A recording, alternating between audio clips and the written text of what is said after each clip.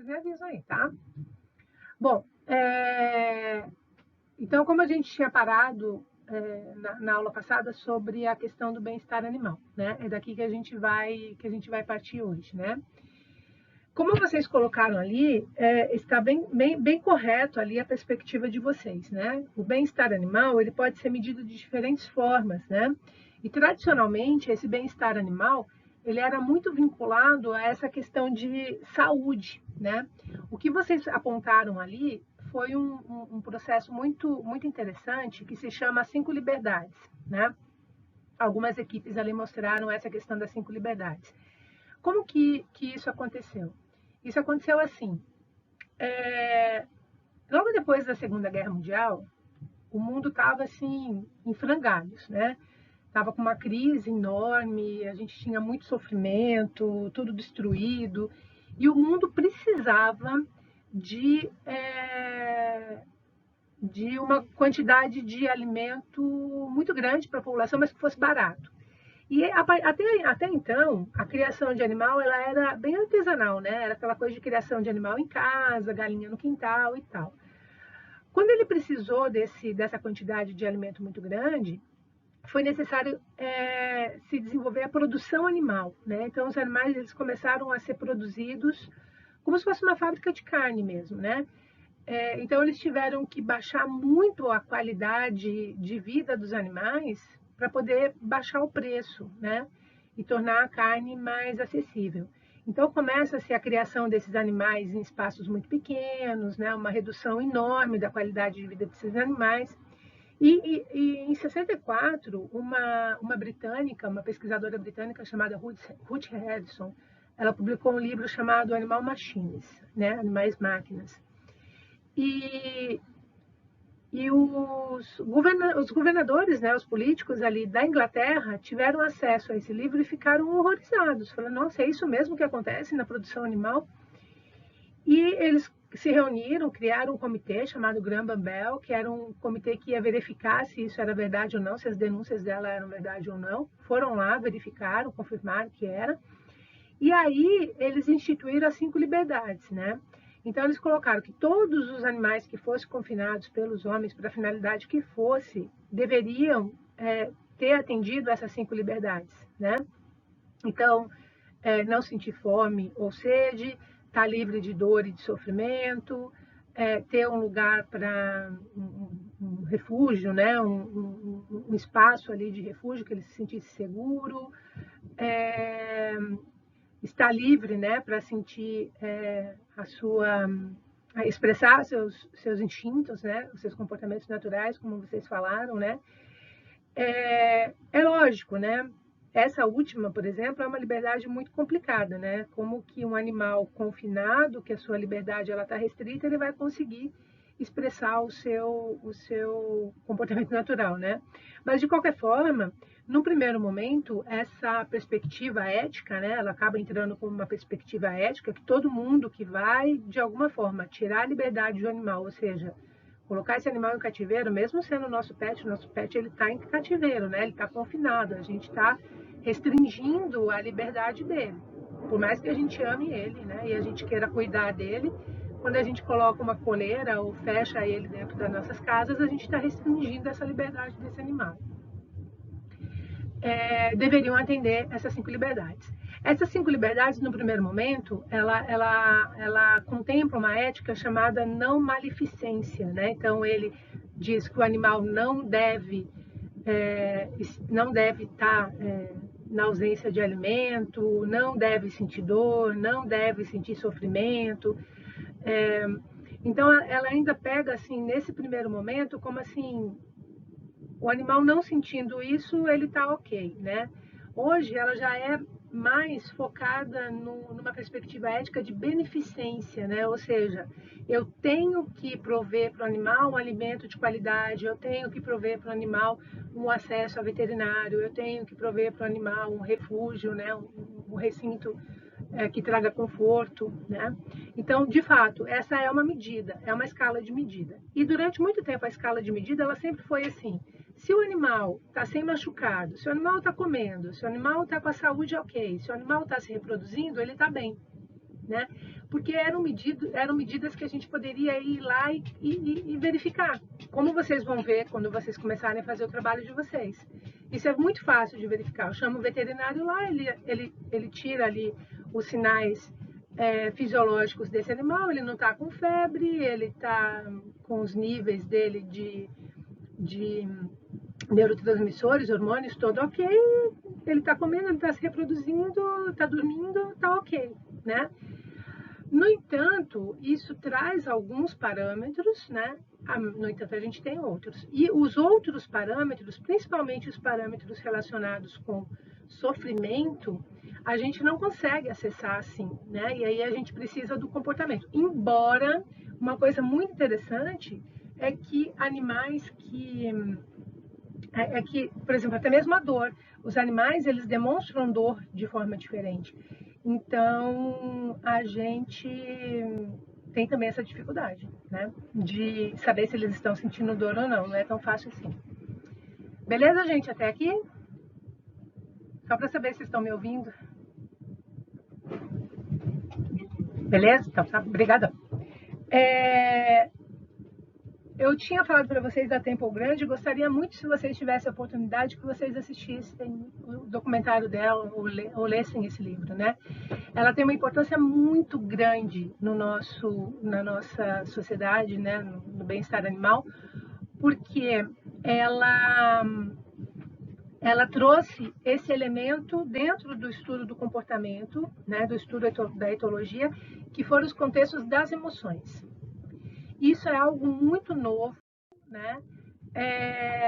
Porque é difícil para a gente estudar até em humanos. Até mesmo a psicologia demorou muito tempo para considerar as emoções, né? Ela preferia usar outros parâmetros e deixar as emoções de lado, porque as emoções, elas são muito subjetivas, muito difíceis de medir, né? Hoje a gente sabe que praticamente todas as nossas, pelo menos quase todas, né? Não todas, nossas doenças psicológicas, elas vêm dessas questões emocionais, e muitas, quase mais que 50% das nossas doenças físicas vêm dessa questão emocional. Do mesmo jeito que a dor, ela é o termômetro para indicar para a gente como a gente vai se deslocar pelo ambiente, a emoção, ela também é esse termômetro, só que ela vai estar no contexto mental, né? Então, as emoções, na verdade, elas que vão direcionando o animal, a reação dos animais, como que ele vai interagir com o ambiente. Então, elas são muito, muito importantes, né? E vão estar relacionadas com com o papel dele no ambiente, com a homeostase, como vocês colocaram ali, né? Então, ela traz esse contexto novo de como parar de ver o animal apenas nesse contexto comportamental puro e envolver essas emoções. E aí existe, lógico, um debate gigantesco se os animais possuem emoções, se os animais possuem sentimentos, né? Então, eu vou dar um exemplo para vocês assim que ilustra bem essa diferença. Eu gostaria que vocês me ajudassem aqui, quem puder me ajudar. Então, ó, por exemplo, tradicionalmente, se a gente colocar um roedor, imagina assim, um terrário, um grande terrário, eu coloco um roedor nesse terrário, automaticamente esse roedor começa a cavar uma toquinha. Uma visão clássica da etologia, ou né, uma visão destituída dessa perspectiva emocional, ela iria dizer assim, o ratinho, ele foi programado para cavar, então ele sente prazer cavando. Se eu colocar ele num terrário com terra, ele vai cavar, porque isso vai desencadear nele esse comportamento instintivo que é dele e que traz um prazer muito grande para ele. Essa é a perspectiva da etologia clássica. Como que a questão da emoção a gente vê isso? Então eu pergunto para vocês, qual motivo vocês acreditam que um bicho cavaria uma toca? Para que serve fazer uma toca?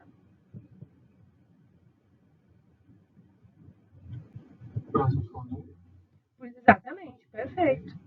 Exatamente. Alguém vai fazer uma toca por quê? Porque eu estou me sentindo com qual emoção, vocês imaginam? Com medo, estou me sentindo com medo, perfeito, né? Estou me sentindo com medo, então eu vou fazer uma toca para me esconder no fundo dessa toca. Tanto que depois foram feitos outros experimentos que colocavam o ratinho num terrário que já tinha toca, ele não cavava uma toca dele. Então não era questão de cavar, sentir prazer em cavar. Não. Se já tivesse uma toca, ele corria para dentro daquela toquinha, né? Então ele cavava porque ele estava com medo. Então o medo, a sensação de medo, acionava no cérebro dele, né? Esse comportamento de cavar. Então, numa situação de muito medo, ele cava, cava, cava, cava, e ele esconde, vai lá para o fundo e fica lá se sentindo protegido. Um roedor sem medo não precisa cavar. Então, o cavar seria um sinal, né, um indicativo para mim da emoção que eles estavam sentindo. Gente, isso é fantástico. Quer ver uma outra interpretação? Vocês já viram, quem está falando comigo é o Samuca, né? Vocês já viram no zoológico aqueles felinos andando de um lado para o outro, fazendo sempre uma mesma trilha? Tá. Como que você interpreta esse comportamento, Samuel?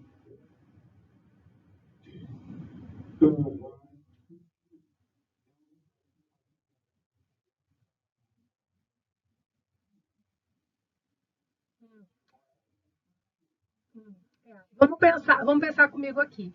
Por que que ele anda nessa, ele anda em trilha, né? Vamos pensar de um felino desse na natureza, uma onça dessa na natureza, né? Ela anda em trilha? Sim. Anda em trilha, né? Então a trilha para ela, o que que você acha que ela pode demonstrar?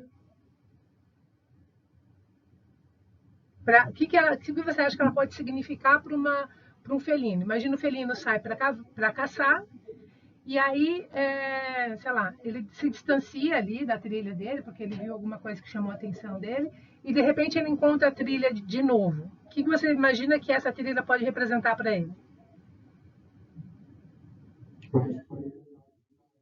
Perfeito, perfeito. A trilha, exatamente, perfeito, perfeito, perfeito. A trilha para ele representa segurança, né? Então significa assim, nossa, eu vou aqui, eu estou no lugar conhecido, eu estou no lugar seguro, eu vou encontrar ali o meu lugar onde eu descanso, enfim, né? Meu lugar de repouso. Então, numa situação de angústia, em que o bicho está perdido, né? Ele vai acionar no cérebro uma região que vai trazer essa forma de dele procurar essa segurança, né? E essa segurança vai ser a trilha. Esse comportamento, ele é muito parecido com o toque humano, né? Que em grandes situações de estresse também vão acionar no cérebro regiões parecidas e que tem a ver com a proteção. Então, por exemplo, essa coisa de querer lavar a mão o tempo todo para não se infectar, ou ficar vendo se desligou o gás, se fechou a porta, né? Naquela compulsão, ela é uma segurança, é uma busca de segurança. É como se o cérebro recebesse um sinal que ela está em risco, em um risco muito grande, e ela precisa se cuidar. E o cuidado mais imediato é o cuidado do corpo, né? Vamos dizer assim, né? Então, ela aciona esse mecanismo que eu tenho que me cuidar, tenho que me cuidar, tenho que me cuidar, tenho que me cuidar. E aí ela começa a lavar a mão, lavar a mão, lavar a mão, lavar a mão, limpar tudo, desligar tudo. E aí ela começa a arrumar tudo, organizar tudo, né? E vem nessa compulsão muito grande, que é a mesma coisa dos animais, tá? Que se coçam, que se lambem, que arrancam pelos ou que arrancam penas, ou que andam em trilhas, né? Aí a gente vai ter uma relação com cada animal que acaba exibindo, então, esses comportamentos, demonstrando o quê? Demonstrando uma emoção que ele está sentindo. Que pode ser medo, que pode ser raiva, que pode ser angústia, né? Mas eles acabam expressando isso fisicamente. Aí nós, os etólogos que vão estudar esses animais, precisam identificar o que esse comportamento está querendo dizer. Aquilo que eu falei para vocês, é uma leitura, né? E essa leitura ela está associada com uma emoção. Quando eu consigo identificar essa emoção, nossa, eu dou um salto no meu estudo, né? Porque ele sai apenas do comportamento em si e eu consigo identificar a emoção que eles estão sentindo. O que a Temple fez de diferente, né?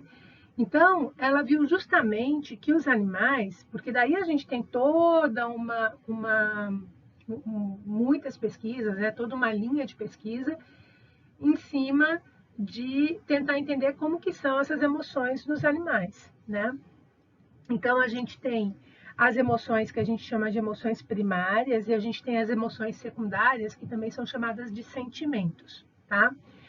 Emoção, ela tem um contexto instintivo, sentimento, ela tem um contexto mais racional, né?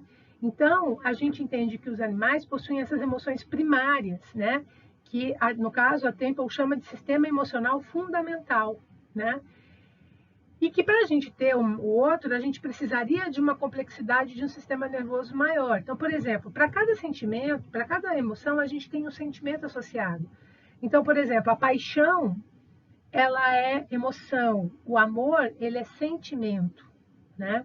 A raiva, ela é emoção, a vingança, ela é sentimento, porque o sentimento, ele envolve elaborar essa emoção, e essa emoção, ela já vem de uma forma mais instintiva, né? Os animais têm emoções, isso a gente tem comprovadamente, mas os sentimentos aí eles já estão numa categoria de alguns grupos, e alguns grupos mais superiores, eles podem ter alguns sentimentos sim, de vingança, de ciúmes, de inveja, né? Que são mais complexos ali. Mas pegando esse sistema emocional fundamental, ela consegue então identificar através do comportamento, porque são assim, são estímulos que agem em regiões muito específicas no cérebro e que desencadeiam comportamentos muito específicos, né? Lembrando que aqui nos animais a gente tem isso de uma forma mais fechadinha, né?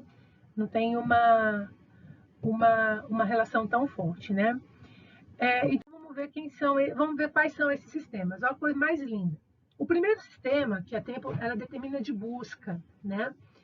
Esse sistema é o mais lindo de todos, né? Esse é o sistema que demonstra que o bicho está com bem-estar animal, ok. Ou seja, ele está com as condições dele, ok, para resolver os problemas do dia a dia dele, né? A busca é aquela energia que a gente tem de acordar de manhã, de superar os problemas, de começar tudo de novo. Levei um pé no final de semana, mas beleza, vamos lá começar de novo, tentar de novo. A vida é linda, me interesso pela vida, me interesso pelas cores da vida, quero conhecer, quero explorar, quero sentir. É aquela coisa de dar sentido para o ambiente, né? Você vê ali naquelas fotos claramente quando o bicho tá vivo, vamos dizer assim, né? É essa energia que vem de dentro da gente que faz a gente, né, o ser vivo, querer ser vivo. Então, não importa se eu estou com fome, eu tenho condições, eu vou lá e resolvo minha fome, procuro meu alimento, né? É prazerosa, né? Ela aciona o centro do prazer, né? O centro do prazer é uma região no cérebro que fica aqui entre os dois hemisférios, né? O giro singular, que é uma região onde ela é acionada quando a gente consegue atingir esses objetivos, né? Que a gente restaura essa homeostase e que tem essa grande sensação de prazer, que é o que motiva a gente a começar de novo, a superar de novo, porque superar esses obstáculos, eles trazem essas possibilidades, né, para a gente. Então, esse é o principal parâmetro para a gente ver se o animal está com bem-estar, quando ele está interagindo. Quando você dá um brinquedo para ele, que nem esse urso, e ele vai lá, ele pega, ele se interessa, ele explora, né? A outra emoção é a emoção de raiva, né? A raiva, ela é muito importante para qualquer animal, né? Ela está ali na base ali da manutenção da vida dele. A raiva é uma energia explosiva, né? Então se acredita que a raiva ela se origina de um bicho que foi capturado pelo seu predador e aí ele estava ali todo preso ali pelo predador e a única forma que ele teria de sair dali era ele mobilizar toda aquela energia que ele tinha dentro e de uma forma muito estrondosa ele foi arrebentar tudo aquilo, né? E aí lutar pela sobrevivência dele.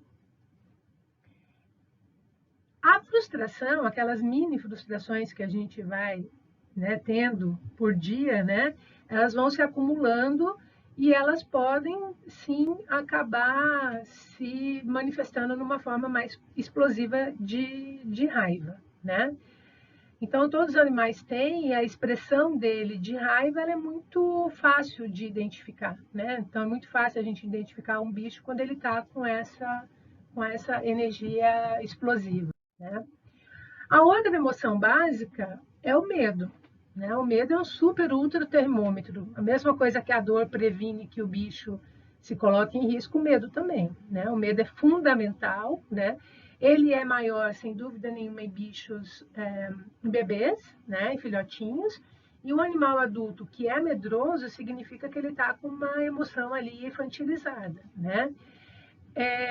Ele é fundamental para sobreviver, mas ele não pode limitar a sobrevivência, né? Então, ele tem que ter meios para se sentir protegido. E cada espécie, né, como eu falei do bichinho que cava, né, ele precisa ter isso. Então, por exemplo, um cachorro, né? Pessoas que têm cachorro, que o cachorro não tem o lugarzinho dele, né?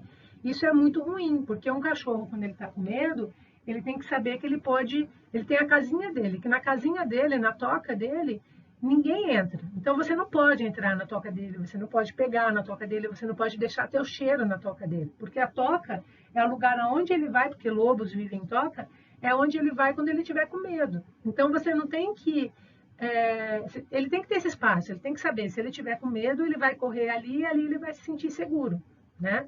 Então, por isso que esses animais que não sabem onde que é a toca dele, né? Ele dorme na cama, dorme no sofá, a casa inteira é o espaço dele. Acaba deixando ele muito inseguro, né? Então, ele tem que ter essa segurança do cantinho dele, que é só dele, né? E o medo também para a gente é muito fácil, né? De identificar nas expressões dos animais, né? O pânico é um comportamento, né? Uma emoção muito importante também, porque ela vem, principalmente, ela vem, né? Ela surge, na verdade, com os animais quando eles começam a desenvolver muito sistema límbico, né? O sistema límbico é uma das 3 regiões do cérebro, né? Então, o cérebro tem 3 regiões, né? A gente tem o cérebro reptiliano, né? Onde estão ali as, é, as, as a região onde né, vai intermediar os comportamentos nossos vitais, né?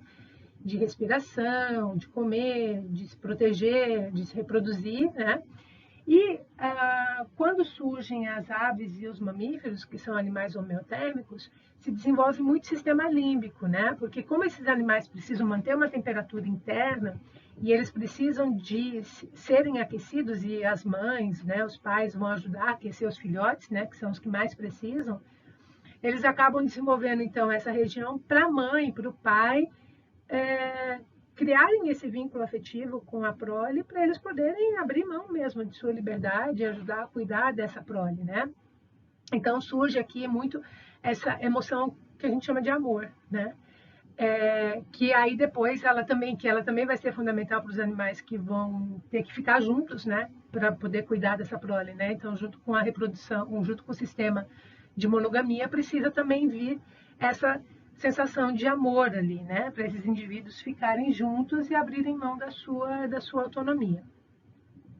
E como esses animais são muito vulneráveis na perda desse calor, eles vão, em qualquer situação de risco, eles vão precisar gritar.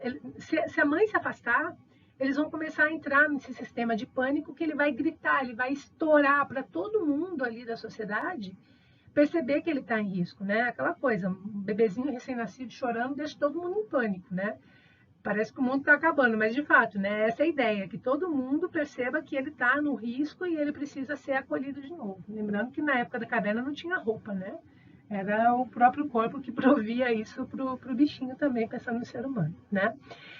E tanto que o pânico ele está relacionado com o grito de separação, né? Então, quando o filhotinho se afasta da mãe, que ele começa a gritar.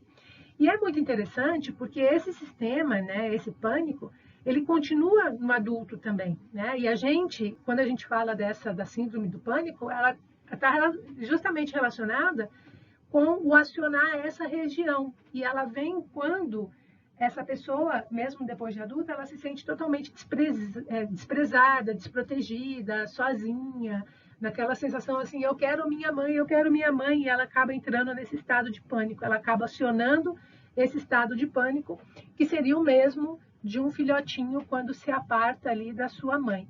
E é bem interessante porque, embora ela tenha um contexto mental, a dor ela é física. Ela dói no corpo mesmo, né? Ela tem que doer no corpo para poder ter aquela explosão. É aquela coisa que dizem, que a pessoa que levou um pé, por exemplo, do namorado, fala assim, ai, tá doendo, tá doendo, tá doendo aqui, tá doendo mesmo. Ela dói fisicamente. Ela é uma dor mental, mas com um reflexo físico muito intenso, né? Isso é bem interessante. A Temple, ela lista alguns sistemas que ela chama socioemocionais, né, que tem a ver com a interação e que aparecem em determinados momentos da vida. Ela chama de luxúria, que tem a ver com o acasalamento. Ela fala dos cuidados, né, que tem a ver com a interação mãe e bebê. E o mais importante de todos, o brincar.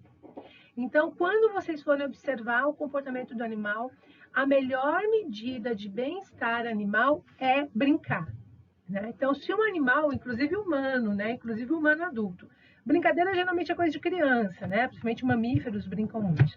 Mas os adultos também brincam. E esse brincar, ele demonstra que o bicho está bem. Ninguém brinca quando está com raiva, com medo, com fome. Ninguém brinca. Brincadeira é sinal de bem-estar. Se você quer ver se um casal está bem, humano, é ver se o casal está brincando entre eles. Se eles estão só falando coisas sérias, eles não estão bem. Então, a medida é a brincadeira. Brincadeira é explorar, brincadeira é você fazer algo que te traz prazer, mas que não tenha nenhum objetivo imediato, a não ser liberar a sua mente daquela situação de estresse, né? Então, um exemplo muito legal é o golfinho, né? Porque o golfinho, ele brinca muito.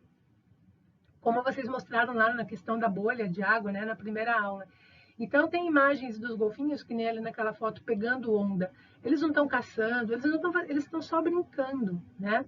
E teve um caso muito interessante, que foi desse golfinho aqui, que ele era de um parque aquático, e lá eles ensinaram ele a nadar de costas, assim, em pé na água. Isso eles não fazem naturalmente, né?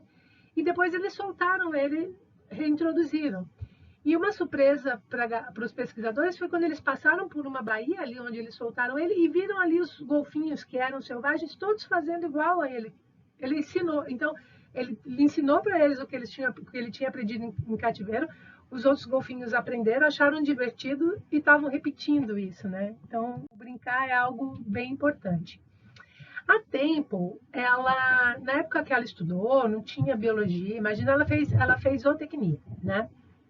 E como ela teve essa sacada dos sistemas emocionais, porque ela relacionou muito com a forma como ela interagia com o mundo, ela acabou, e ela trabalhava com zootecnia, a proposta dela foi melhorar o sistema de produção animal, né?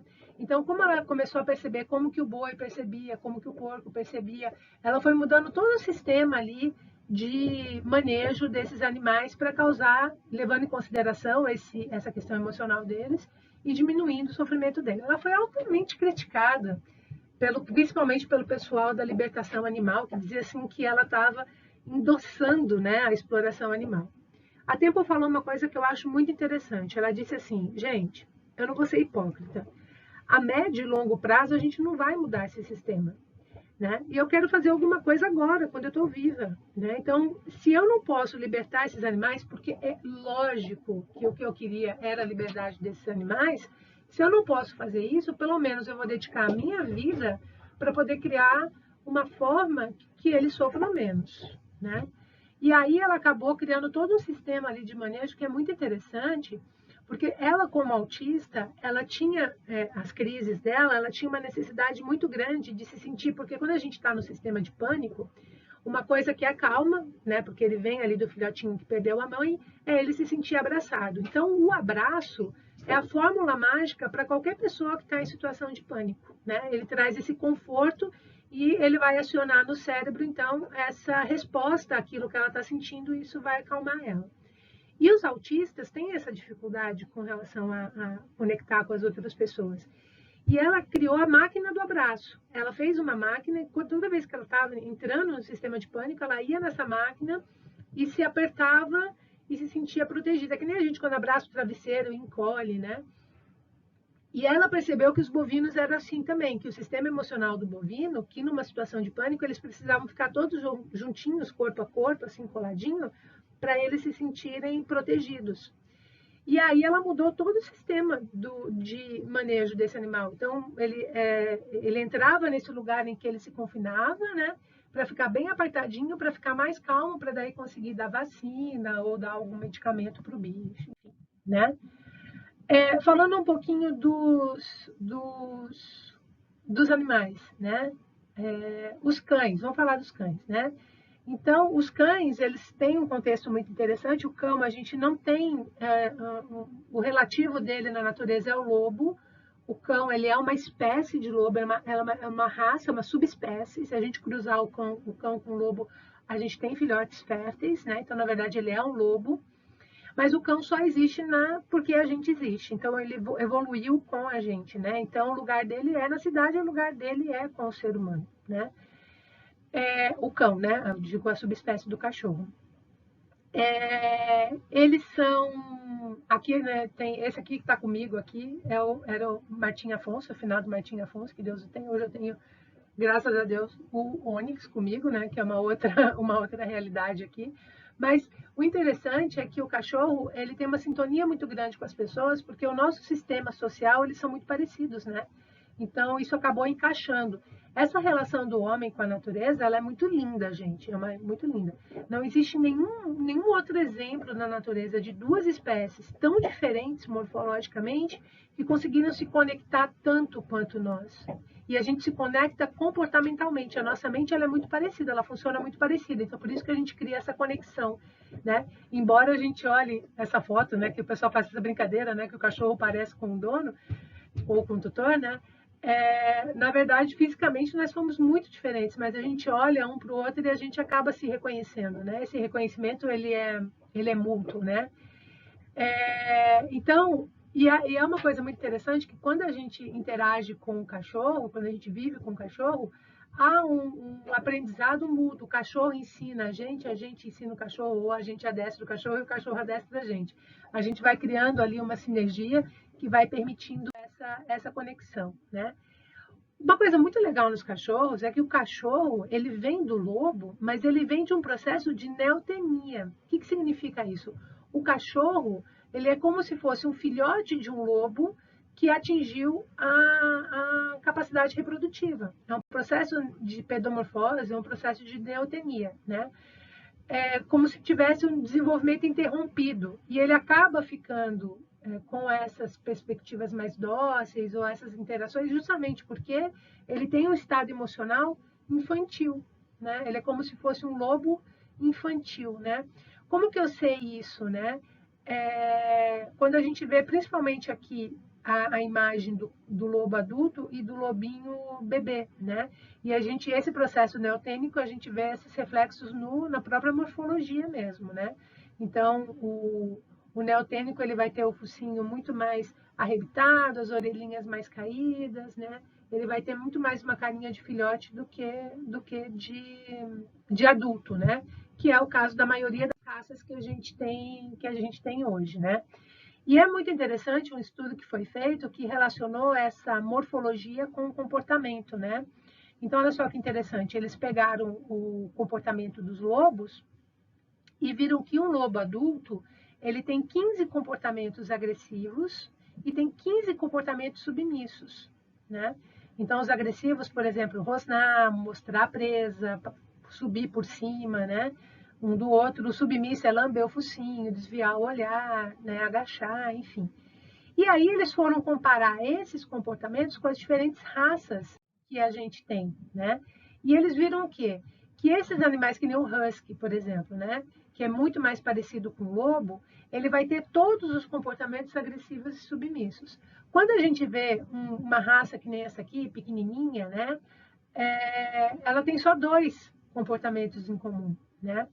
E eles veem que quanto mais o comportamento agressivo, né, ele vai ser muito mais comum no filhote do que no adulto, porque o filhote ele é muito vulnerável. Então, ele tem que ter um comportamento agressivo para garantir a sua sobrevivência, e esse comportamento para um adulto não vai afetar muito, porque ele é pequenininho, né? Se ele der uma mordida no lobo adulto, não vai afetar muito. Mas conforme ele vai ficando adulto, ele precisa substituir esse comportamento agressivo por comportamentos submissos. Porque o que vai determinar, de fato, a sociedade não é o comportamento agressivo, é o comportamento submisso, né? Então, o comportamento submisso ele tem uma importância muito maior no contexto social do que o agressivo. Então, ele tem que mudar ao longo do desenvolvimento, né? Então, ele começa predominando agressivo e depois ele vai entendendo, ele vai dominando, vamos dizer assim, esses comportamentos agressivos. E aí, quando a gente vê um husky, é muito mais fácil a gente conviver com o husky do que com esses pequenininhos, né? Porque o husky, ele vai entender a submissão, ele vai entender os comandos, ele vai entender o local dele, né? E esses pequenininhos não, eles são como se fossem bebês mesmo, mimados, birrentos, que querem as coisas do jeito deles e tem muito comportamento agressivo, né? Mordem, rosnam, atacam, né? Que é o padrão infantil, né? E além deles serem emocionalmente infantis, porque eles são vêm dessa neotenia do lobo, as pessoas ainda tratam eles que nem brinquedo, porque eles são todos pequenininhos, acabam ficando pior ainda. Aí, quando foram fazer o ranking dos cachorros, o que a gente tinha aqui? Então, ó, cachorros como o labrador tinha 9 comportamentos comuns.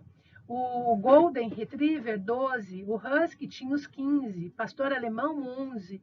São todos cachorros que são mais parecidos com o lobo e que são mais fáceis dessas convivências. Os que são pouco parecidos, a gente tem aqui o Calavier, a gente tem o Bulldog francês, a gente tem o Norfolk Retriever, o Cocker, né, que é super agitado, né? Então, todos eles aqui, esses aqui de baixo, eles são emocionalmente infantis, né? Então, o tutor que queira dar uma qualidade de vida para esses bichos precisa desenvolver a maturidade deles. E não é o que as pessoas fazem, né? E ser infantil diminui muito a qualidade de vida do animal. E os vira-latas? O que acontece com os vira-latas? O vira-lata, ele mistura essas raças e ele volta a ficar com uma cara de lobo, né? Por isso que o vira-lata é, sem dúvida nenhuma, o melhor cão para a gente se relacionar, né? Porque ele consegue entender, ele consegue predominar esses comportamentos de submissão e isso trazer uma relação muito melhor, né? Então, os cães, eles são sentimentais, eles são expressivos, né? Então, como eu disse para vocês, são emocionalmente imaturos, eles precisam aprender a controlar as suas emoções. Como as mamães não estão aqui, os humanos que convivem com eles precisam permitir isso para eles, né? Qual que é o sistema, daquele sistema emocional que eu tinha falado para vocês? O sistema de pânico, ele é ativado quando eles ficam sozinhos, né? Então, como eles são muito sociais, ficar sozinho para eles é muito complicado. Eles não conseguem ter uma noção que quando o tutor dele se afasta ou ele fica sozinho, aciona um mecanismo que tipo, ferrou, eu estou sozinho no mundo, o que vai acontecer agora? E ele começa a entrar no estado horrível, aquele estado de pânico que a gente não gosta de estar, eles estão. Então, por isso precisa pensar muito bem antes de ter um cachorro e se tiver, o adestramento é muito importante para ele aprender a lidar com essas emoções. E ele também aciona muito fácil o sistema de raiva quando ele é frustrado por restrições mentais. Então, como ele é um predador, ele precisa ter novidades, ele precisa sempre ter coisas para fazer, né? Ele com tédio ou sem ter esses desafios, vamos dizer assim, isso vai ficando com que ele fique mais raivoso e ele vai expressar isso de alguma forma, né? Então, também o treinamento, o adestramento, ele é muito importante para ele conseguir elaborar essas emoções dele. E eles adoram, então, brincadeira, coisas novas, desafios. Isso sim vai trazer bem-estar para ele, porque vai acionar o sistema de busca e eles vão, né, ter melhores condições de bem-estar animal. O gato, ele não é tão domesticado quanto os cães, eles não são tão neotênicos. Então, quando você vê assim a forma física de um gato, é muito parecido com o gato do mato, não muda muito, né? Embora O cachorro, existem registros de que o cachorro está com os humanos há pelo menos 16 mil anos. O gato, ele vem ali do Egito, ali, né, daquela época do Egito, que começam os armazenamentos de grãos, e os gatos foram muito importantes para poder fazer o controle dos ratos, né? E aí ele ganhou toda uma representação especial. Isso dá mais ou menos uns 7 mil anos, né? E então, por isso que ele é considerado, eles são mais independentes. Não, é que eles são mais maduros, né? Eles são mais maduros emocionalmente. Então, eles conseguem ter uma autonomia maior, eles se conhecem melhor, eles conseguem elaborar melhor as emoções deles, né? Mas como eles são mais selvagens, as emoções deles são mais distantes da nossa. Então, a gente tem uma dificuldade maior de entender essas emoções do que entender as emoções dos animais, né? Então, isso acaba ficando um pouco mais complicado para a gente. O sistema emocional mais forte no gato é o medo. É aquela coisa assim, ele é curioso, muito curioso, e é aquela coisa do senso comum que diz que a curiosidade matou o gato, né? Por quê? Ele é muito curioso, ele quer se aproximar de algo novo, mas ao mesmo tempo ele tem muito medo, né? E esse medo, ele aciona um sistema de raiva que é explosivo. Então você vê muito assim, né? Tem até um vídeo, depois eu passo ali para vocês, do pepino, né? Que eles colocam o pepino e ele quer ver o que é aquele pepino, ele chega ali com muito medo e ele pula, né? No comportamento de explosão, né? Ele é muito sensível também a mudanças ambientais, né? Então, como um felino, né? Ele precisa ter essa segurança ali do ambiente. Então, qualquer coisa que se muda na casa acaba fazendo com que ele fique muito, muito mal, assim, muito estressado. E ele pode desenvolver TOC, que é o transtorno mais de eliminação, em decorrência do medo, né? Da ansiedade.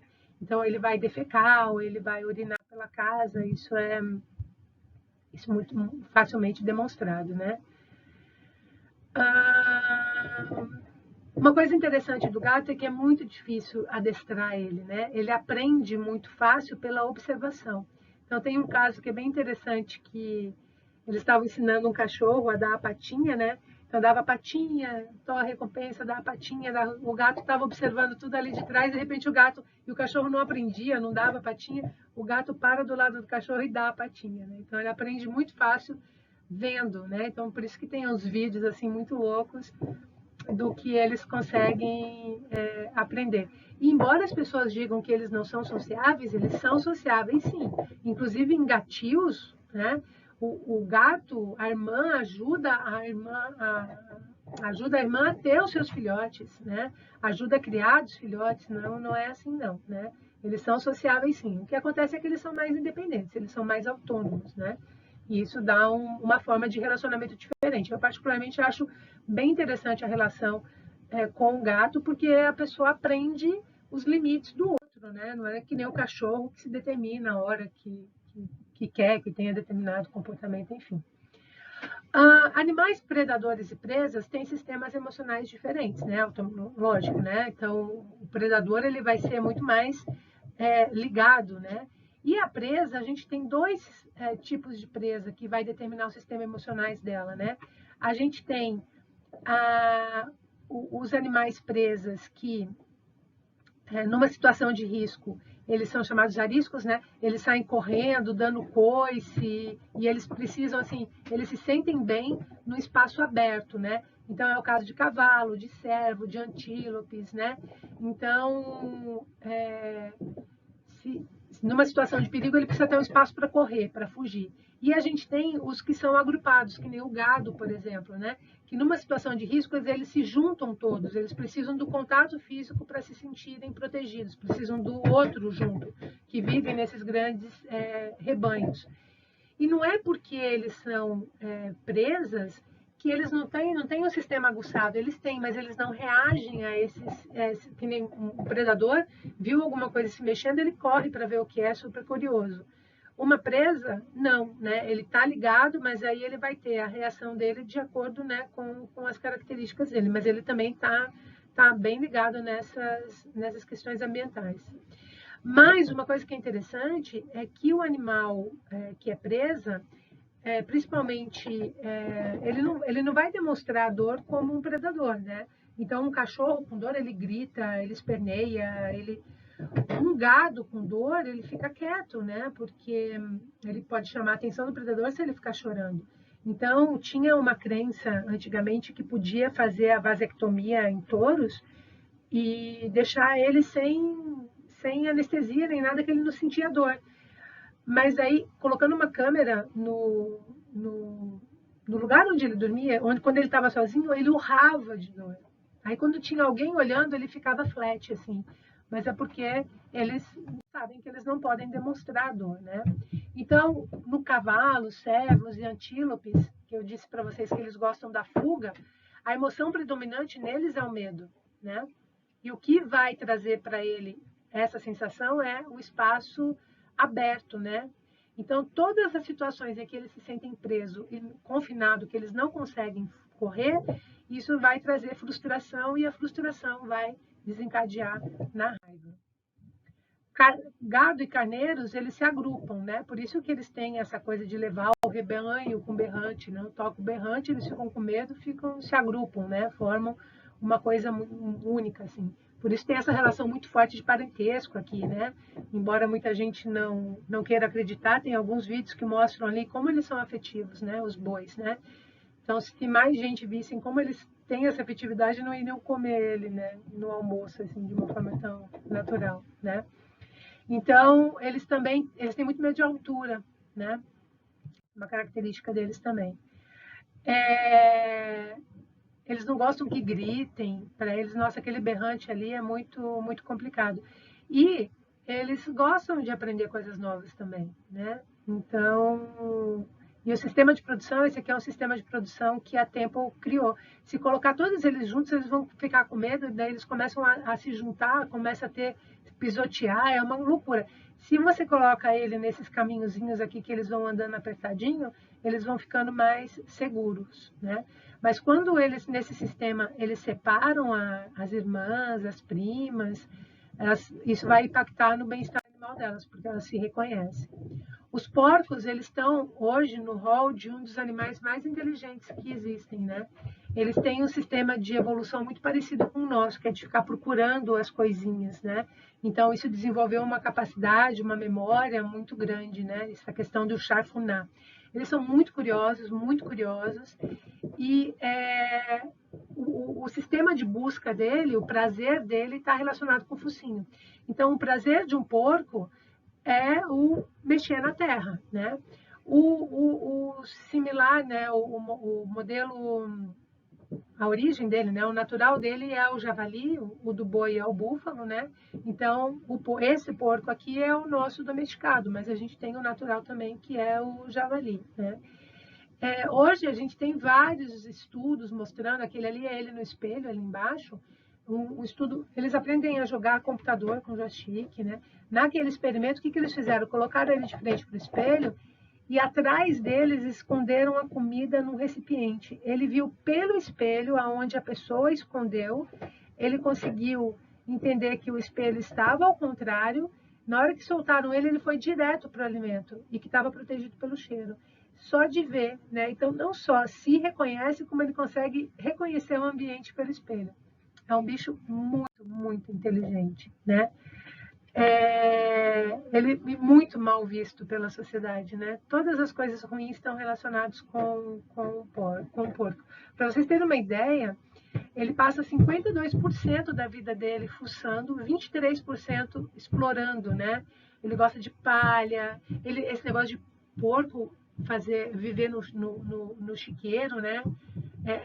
Não existe isso, ele é super limpo, ele defeca em lugares diferentes, né? E ele gosta de estar o tempo todo ali com a boca mascando alimento, né? O confinamento dele aciona esse sistema de raiva. O bem-estar dele vai acabar sendo muito prejudicado, né?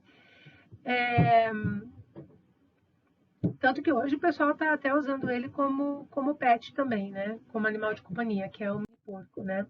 As galinhas também, né? Hoje a gente tem vários vídeos na internet mostrando essa relação afetiva com galinha, né? Então, aves também está mudando bastante essa perspectiva das aves, né? Ela se sente protegida no ninho, né? Então, se ela não tiver um cativeiro ali, um lugarzinho onde ela se esconda, o bem-estar dela vai estar comprometido. Então, aquelas gaiolas de arame, onde são colocadas todas juntas, né? Então, o ninho acalma o sistema de pânico delas. E elas precisam ter espaço para ciscar, abrir as asas, né? Elas são muito ligadas à mãe, né? Porque a mãe cuida muito dos filhotinhos. Como ela é um animal preso e um animal pequeno, muita coisa causa medo nela, né? Então o sistema de medo dela é acionado muito facilmente, né? E ela é o que tem o bem-estar mais comprometido dos animais de confinamento, e é tão louco assim, porque é tão fácil fazer enriquecimento para ela, porque qualquer coisinha deixa ela assim feliz.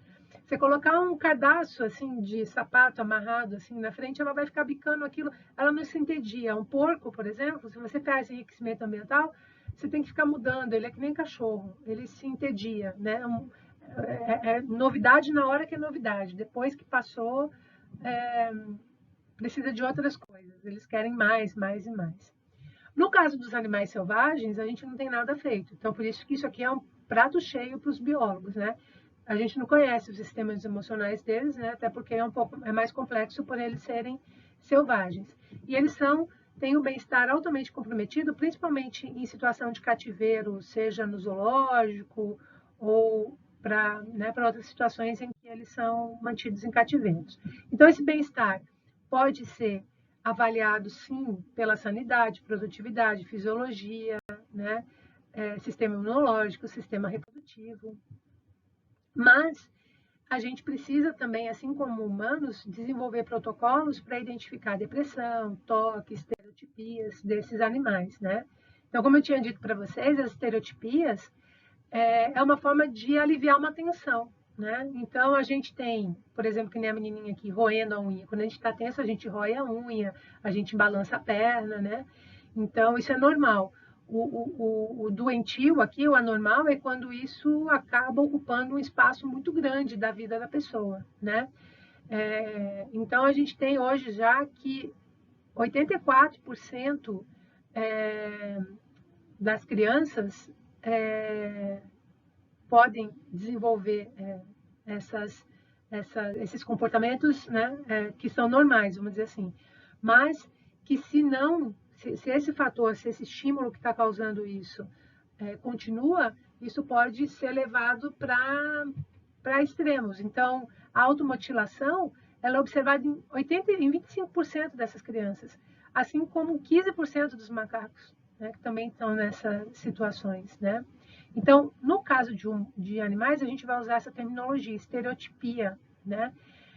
Que é uma forma de avaliar esses comportamentos repetitivos, que na ausência de um método biológico mais efetivo para mensurar o bem-estar animal, essa é uma boa medida. Por isso que esses estudos de avaliação de bem-estar usam muito a identificação dessas estereotipias. Então, hoje a gente tem quase todos os animais de fazenda, de laboratório, de zoológico e de estimação com estereotipias, né? E com uma porcentagem muito grande, né? E essa estereotipia, ela pode ser de andar, então o bicho fica andando de um lugar para o outro, isso é bem comum em carnívoros, né? Como, por exemplo, da trilha. Pode ser oral, né? O animal que pasta, então daí ele fica mordendo o porco, ou fica mordendo a grade, até sangrar a boca. Pode ser de ficar balançando parte do corpo, ficar pulando, movimentos corporais que não são locomotores, tipo mexe a cabeça de um lado para o outro, mexe o rabo de um lado para o outro. Também é uma forma dele estar mostrando que não está legal emocionalmente, né? E o interessante é que essa estereotipia, ela pode mostrar que o animal está sofrendo naquele momento, mas que ele sofreu um trauma no passado e que ele está com repercussão até hoje, tá? Então, isso pode acontecer também. Isso é bem comum, assim, nesses animais que a gente pega de abrigo para adotar, que tem um trauma grande, ele acaba apresentando. Às vezes, quando esse trauma se instala, é muito difícil de ser retirado, né?